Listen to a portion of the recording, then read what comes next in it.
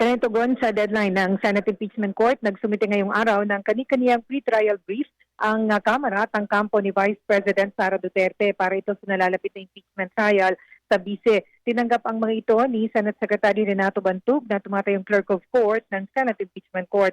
Ayon kay House Secretary General Cheloy Garafil, kabilang sa nilalaman ng may 57 pahinang pre-trial brief ng House Prosecution Panel ang mga pangalan ng mga testigo na ihaharap sa impeachment trial. Tinatawag na rin itong formal entry of appearance o yung pagpaparecord sa impeachment court ng mga kongresistang kasapi ng House Prosecution Panel at mga pribadong abogado na kanilang makakatuwang.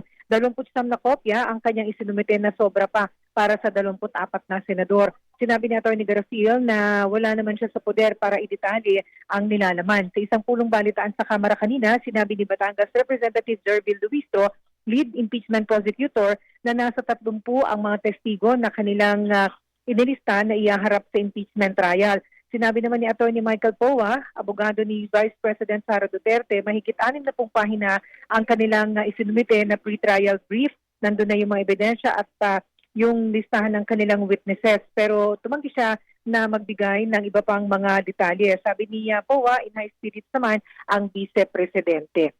So yung ngayon ay submission ng pre-trial brief nila at sa Thursday, June 18, ang tinatawag naman na pre-trial conference. Maghaharap-harap doon ang mga abogado, yung House Prosecution Panel at ang mga abogado ng Vice President. Ang mga ngasiwa dyan ay hindi yung mga senador kundi si Atty. Bantug na Clerk of Court ng Senate Impeachment Court.